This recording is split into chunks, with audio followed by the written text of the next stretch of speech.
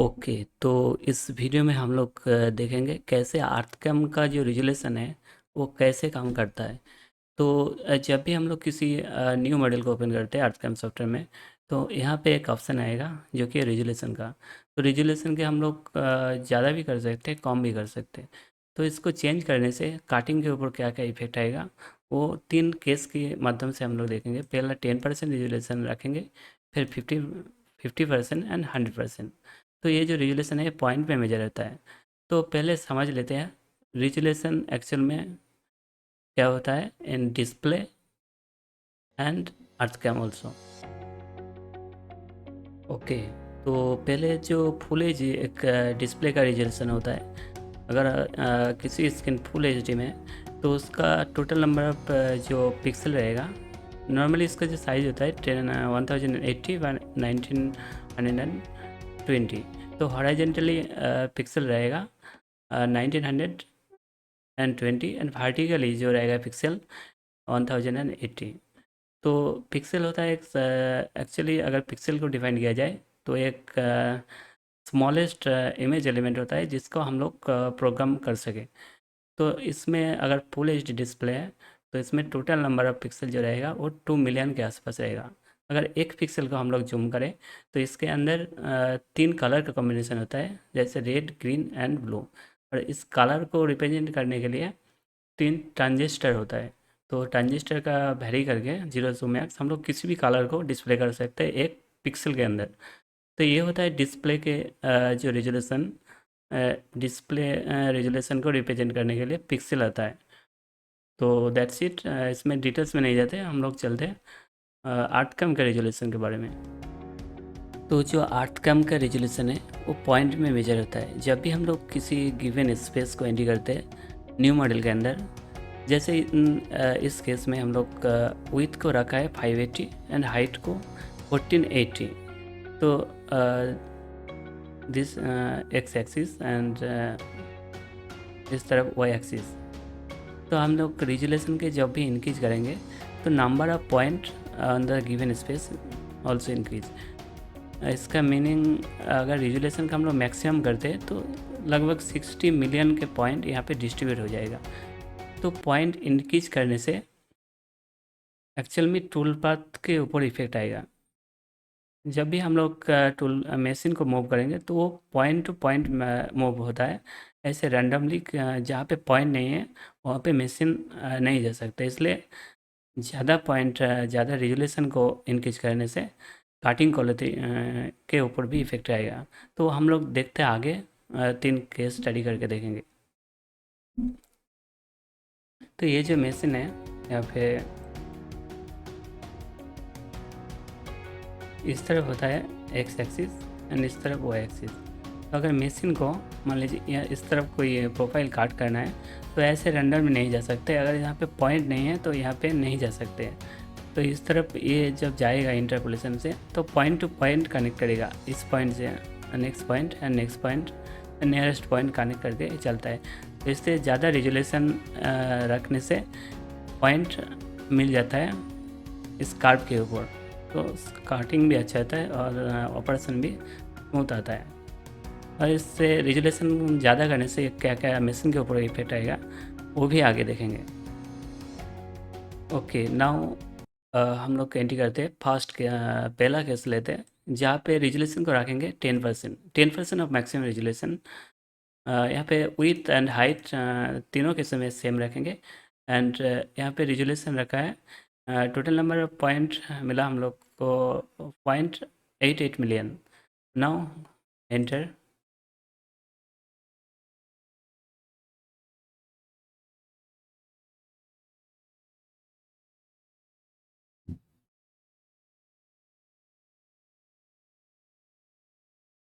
Okay, go to 2D view and directly हम लोग import करते हैं बेट का design, relief import and import. Okay, select this model and open.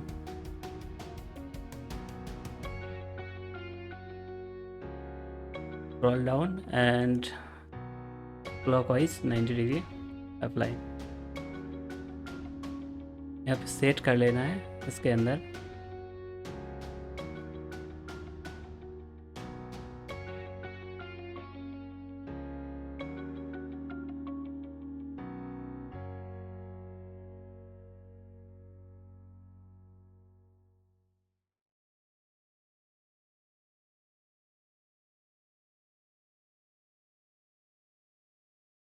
Okay, okay.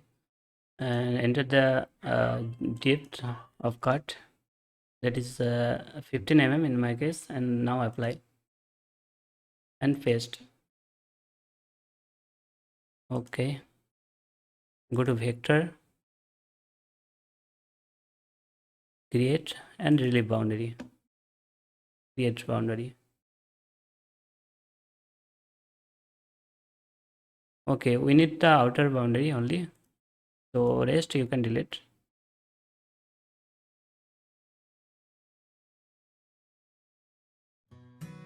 Okay, तो outer boundary का हमने select किया. Go to tool path and new three D tool path, machine relief.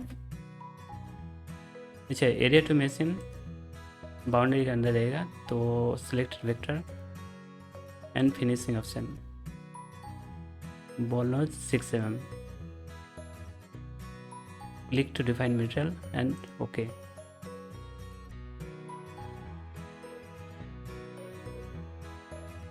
Now click to calculate now.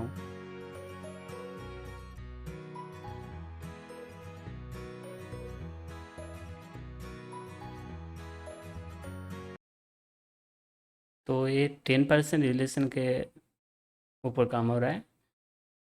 अब देखते हैं यहाँ पे क्या होगा. जो टूल पाथ कैलकुलेशन होगा वो बहुत फास्ट हो जाएगा, क्योंकि यहाँ पे पॉइंट बहुत ही स्पेस के अंदर जो पॉइंट है वो बहुत ही कम है, तो टूल पाथ जनरेट करना भी इजी होगा मशीन के ऊपर.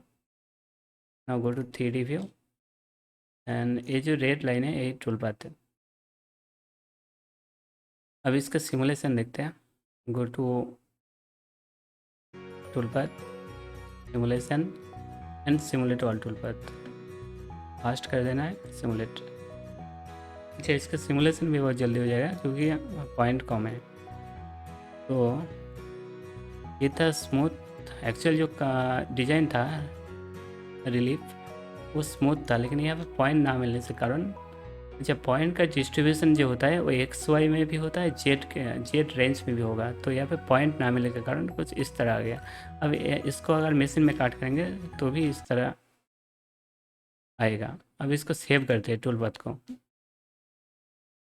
Tool path and go to save tool path as. जिसको सेव करना है इस साइड में लाना है, तो एक ही टूल पाथ है इन माई केस मशीन रिलीफ. तो हम लोग केस 1 देख के सेव करते हैं. Case 1 and save. Okay, same name file exist, तो overwrite it.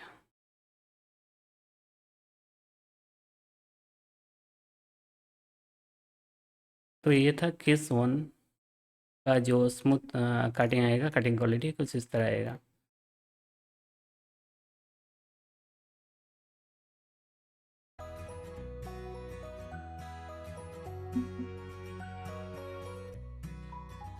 तो हमने जो फाइल को सेव किया अभी, टैप फाइल, उसको ओपन करते हैं. आर्ट कैमलानी एंड केस 1. तो यहाँ पे जो काटिंग होगा, जो पॉइंट हमने डिस्ट्रीब्यूट किया था, ये इसी पॉइंट के ऊपर कोऑर्डिनेट है जहाँ पे डिजाइन है. टूल पाथ जिस पॉइंट के थ्रू जा रहा है ये उसी पॉइंट का कोऑर्डिनेट है. यहाँ पे G0 का मतलब है G00, जो कि कोड होता है और रैपिड ट्रैवल के लिए यूज होता है. एक्चुअल काटिंग जो होगा G1 से होगा, वो G1 एंड यहाँ पे कुछ डेप्थ इंडिया. G1 का मतलब है G01 और लीनियर इंटरपोलेशन से कोड है. तो ये उसी पॉइंट के ऊपर, तो नंबर ऑफ पॉइंट भी यहाँ पे कम मिलेगा और इसका फाइल का साइज भी छोटा होगा. यहाँ पे इस केस में क्या होगा, काटिंग बहुत जल्दी हो जाएगा लेकिन क्वालिटी उतना नहीं रहेगा. अच्छा, एक चीज़ को हम लोग यहाँ पे डिस्कस कर लेते हैं, जो कि है लीनियर इंटरपोलेशन.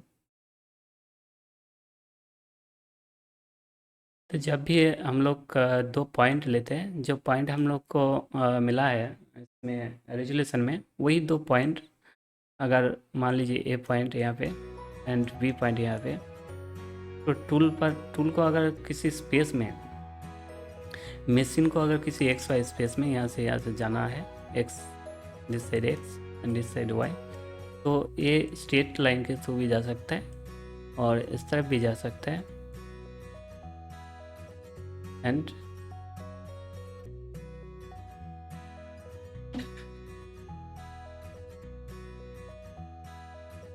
अच्छा, ये स्ट्रेट लाइन होगा। तो ए से बी अगर मशीन को मूव करना है तो तीनों पॉसिबल पाथ से जा सकते हैं। तो जो स्ट्रेट लाइन के थ्रू जाता है उसे हम लोग बोलते हैं लीनियर इंटरपोलेशन। इसको डिफाइन किया जाता है G0 से। और कोई भी अगर सर्कल भी हो इस तरह, तो भी ये G0 से अंदर लिखा जा सकता है, क्योंकि इसको इन फाइनाइट पॉइंट में डिवाइड कर देता है और यहाँ पे लीनियर इंटरपोलेशन अप्लाई करता है। तो ये था लीनियर इंटरपोलेशन के बारे में। तो जब भी हम लोग कोड को फाइल को ओपन किया था यहाँ पे, तो ये G1 का मतलब है G01, जो कि लीनियर इंटरपोलेशन। इस पॉइंट के थ्रू नेक्स्ट पॉइंट जाएगा। यहाँ पे पॉइंट का कोऑर्डिनेट है एक्स एंड वाई, एंड जो जो भी चेंज हो रहा है उसका कोऑर्डिनेट दिया है, जो सेम है उसको मेंशन नहीं करते बार बार।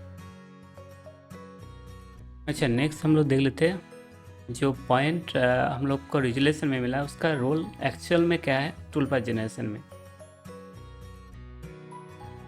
तो मान लीजिए हम लोग का एक्स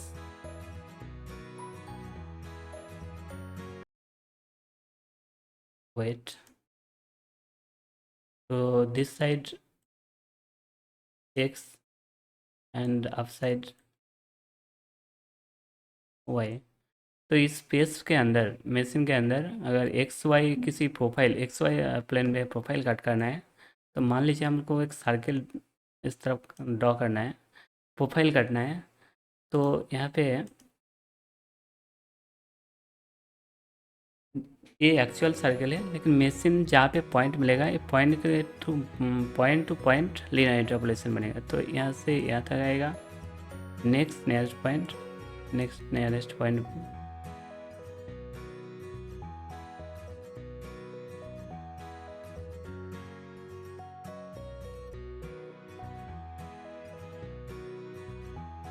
तो कुछ इस तरह सर्कल बनाएगा एक्चुअल में। लेकिन इस यहाँ पे ज़्यादा पॉइंट होता, मैक्सिमम रिजोल्यूशन पे काम करते, तो एक्चुअल जो सर्कल है वही बन जाता। तो यही रोल होता है एक पॉइंट का इन केस ऑफ अर्थक्वेम। तो अर्थक्वेम में जब भी हम लोग किसी प्रोग्रामिंग करेंगे तो रिजोल्यूशन के हम लोग टोटल नंबर ऑफ पॉइंट जो मैक्सिमम होगा 16 मिलियन के वही रखेंगे। तो नेक्स्ट केस हम लोग डिस्कस करते हैं जो कि है केस 2। एंड यहाँ पे 50% रिजोल्यूशन रखेंगे, मैक्सिमम 50% ऑफ मैक्सिमम रिजोल्यूशन।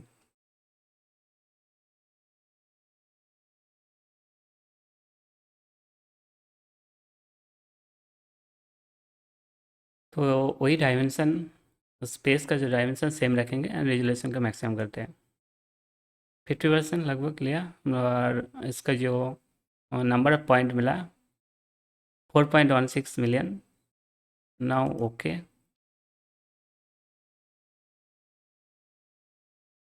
वही सेम प्रोसेस है, जाएंगे रिलीफ में, import import and same design को इंपोर्ट करेंगे।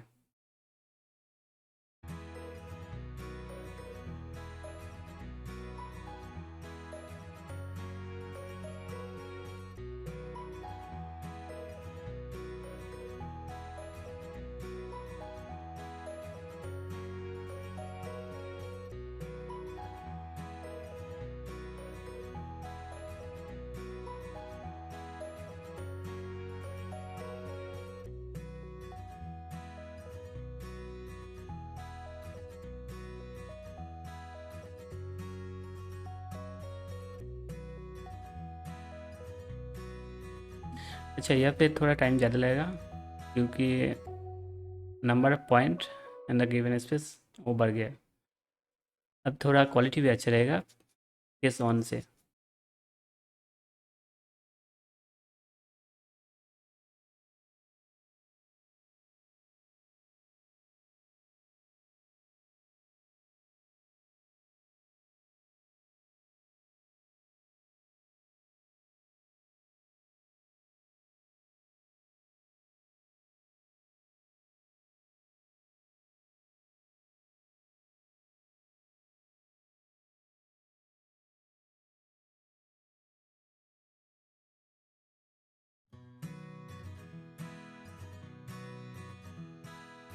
Okay, go to 3D and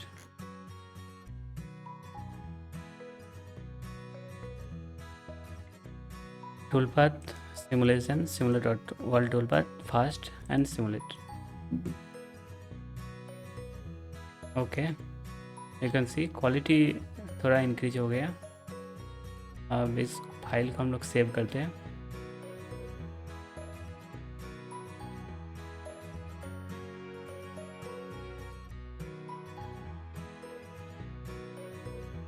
अब दोनों फाइल को हम लोग सेव करेंगे, टूलपाथ को भी and working file. Toolpath save toolpath as मेसिनली case 1, this is case 2 and save.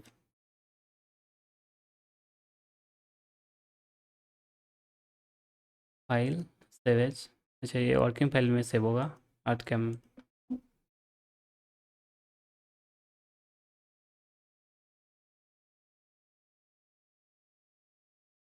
Case 2,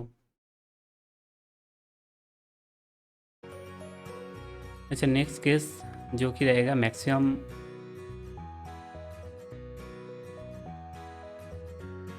resolution पे काम करेंगे। This is final case 100% resolution. There is a number of point रहेगा 16 million. Now okay, go to 2D, same process, relief, import,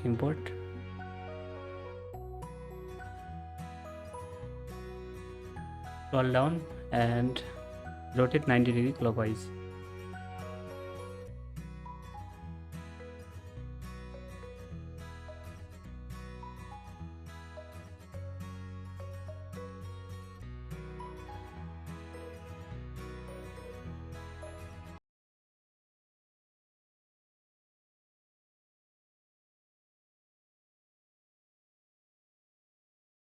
Hit name, apply and paste.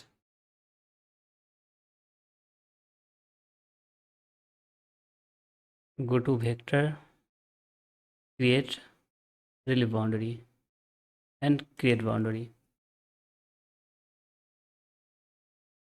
Okay,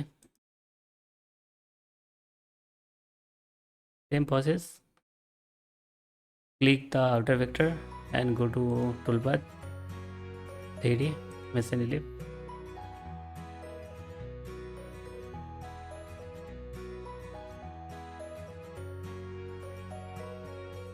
Okay, calculate now.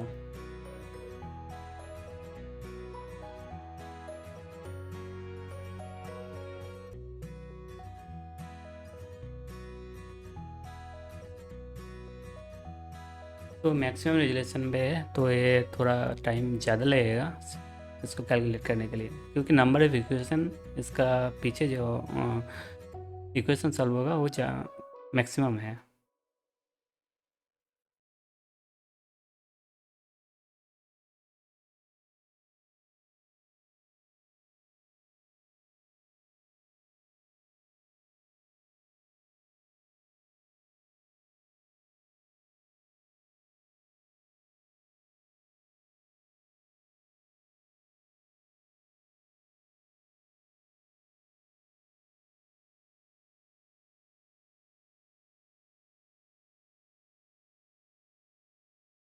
Okay, go to 3D and toolpath simulation, simulate all toolpath fast and simulate.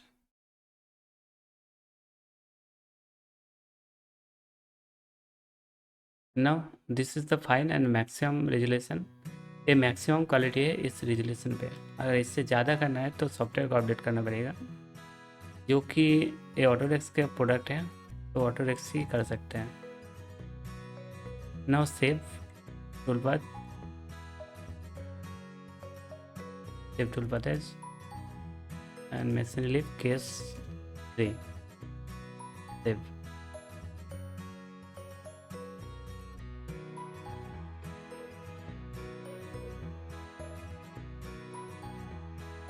Working file को भी save कर लेते हैं, save as.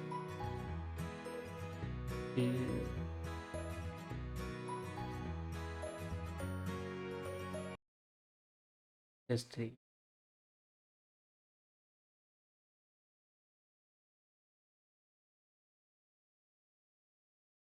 तो ये तीनों file है tab file. तो इसके साइज़ में भी अंतर रहेगा, आप देख सकते हैं यहाँ पे। ये 21 MB का है, 23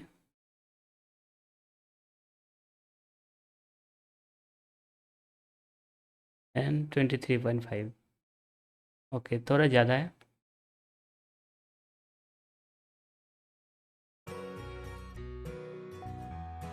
तो हम लोग थोड़ा कंपेरिजन कर लेते हैं केस 1, केस 2 एंड केस 3 के बारे में। तो केस 1 में हमने 10% रेजोल्यूशन रखा था एंड केस 2 में 50% of maximum resolution and case 3 में 100%, that is the maximum resolution. यहाँ पे नंबर ऑफ पॉइंट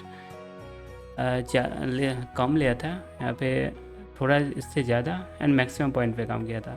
तो एक्चुअली होगा क्या है, जब भी हम लोग कम रेजोल्यूशन पे काम करेंगे तो यहाँ पे लोड जो होगा मशीन के ऊपर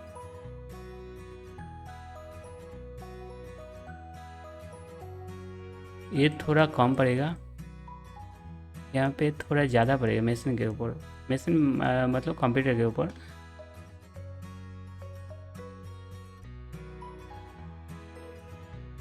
और जो CNC में काट करेगा ये यहाँ पे टाइम कम लगेगा। जब भी हम लोग कम रेजोल्यूशन पे काम करेंगे तो ये केस 1 में जब भी रेजोल्यूशन कम करेंगे तो काटिंग टाइम जो होगा, मशीनिंग टाइम, ये कम बहुत जल्दी हो जाएगा, क्योंकि यहाँ पे टूल पर का जो पॉइंट है वो कम है, यहाँ पे थोड़ा ज़्यादा लगेगा इससे। और यहाँ पे मैक्सिमम टाइम लगेगा।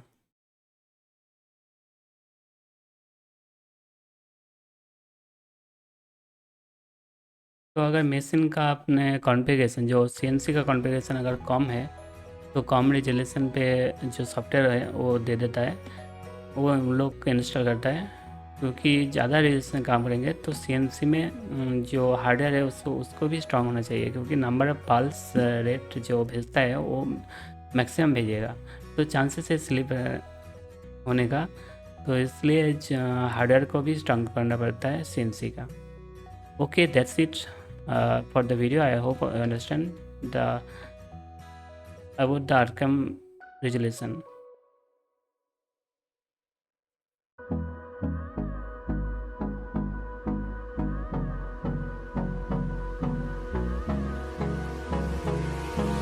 Hold me close till I get up. Time is barely on our side. I don't wanna waste what's left. The storms we chase are leading us, and love is all we'll ever try.